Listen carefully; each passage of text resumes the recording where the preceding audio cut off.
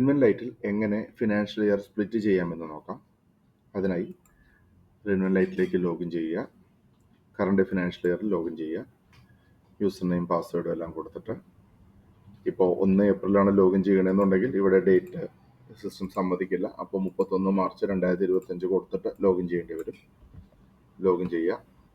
അതിനുശേഷം മാസ്റ്റേഴ്സ് എന്ന് പറഞ്ഞ മെനുവിൽ സ്പ്ലിറ്റ് ഇയർ എന്ന് പറഞ്ഞൊരു മെനു ഉണ്ട്. ഇത് ക്ലിക്ക് ചെയ്യുക. ഇതിൻ്റെ അകത്തൊരു ഡേറ്റ് പിക്കർ ഉണ്ട്.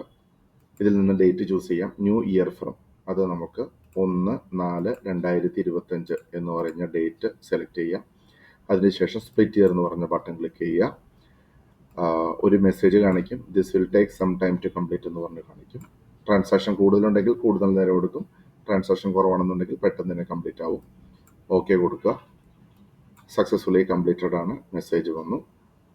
ഓക്കെ കൊടുക്കുക. ഇതിനുശേഷം സിസ്റ്റം ഒരു മെസ്സേജ് കാണിക്കുന്നുണ്ട്, please reset stock of both year after login.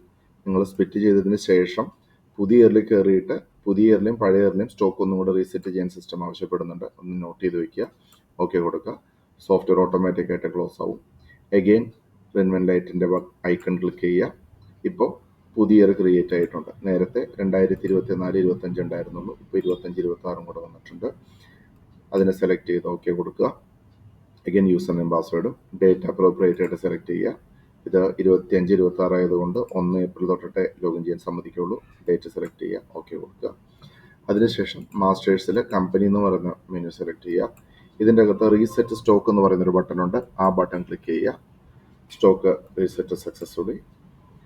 ഈ സ്ക്രീനിൻ്റെ അകത്ത് ഈ പീരീഡ് എന്ന് പറഞ്ഞത് പുതിയ ഇയറിൻ്റെ പീരീഡ് തന്നെ അല്ലെന്നൊന്ന് ഉറപ്പിച്ചേക്കുക. 1 ഏപ്രിൽ 2025 തൊട്ട് 31 മാർച്ച് 2026 ആ ഡേറ്റ് തന്നെ അല്ലെന്നൊന്ന് ഉറപ്പിച്ചേക്കുക. അതിനുശേഷം ഈ സ്ക്രീൻ ക്ലോസ് ചെയ്യാൻ പറ്റുന്നതാണ്. ഇനി പുതിയ ഫിനാൻഷ്യൽ ഇയറിലുള്ള സെയിൽസിൻ്റെ വൗച്ചർ നമ്പർ സീരീസ് കറക്റ്റ് ആണെന്നൊന്ന് ചെക്ക് ചെയ്യുക. അതിനായി ട്രാൻസാക്ഷൻ്റെ അകത്ത് സെയിൽസിൻ്റെ സ്ക്രീൻ എടുക്കുക. ഞാൻ ആദ്യം സെയിൽസ് B2C എടുക്കുന്നു. ഇതിൻ്റെ സെറ്റിങ്സിൻ്റെ ബട്ടൺ ക്ലിക്ക് ചെയ്യുക. ഇവിടെ പ്രിഫിക്സ് കിടക്കുന്നുണ്ട്. ഈ പ്രിഫിക്സിൽ നിങ്ങളിപ്പോൾ ഓൾറെഡി കിടന്നിരിക്കുന്നത് 24-25 ഉണ്ടെന്നുണ്ടെങ്കിൽ അതിനെ 25-26 മാറ്റി സേവ് ചെയ്യുക. ഇതിനെ 25-26 അപ്പോൾ ഞാൻ C25-26 ആക്കുന്നു. സേവ് ചെയ്യുന്നു. സോ ദാറ്റ് ഈ ഫിനാൻഷ്യൽ ഇയർ ഇനി C25-26 എന്നാണ് B2Cയുടെ വരിക. അതുപോലെ തന്നെ B2Bയിലും ഇതേപോലെ തന്നെ റിപ്പീറ്റ് ചെയ്യുക.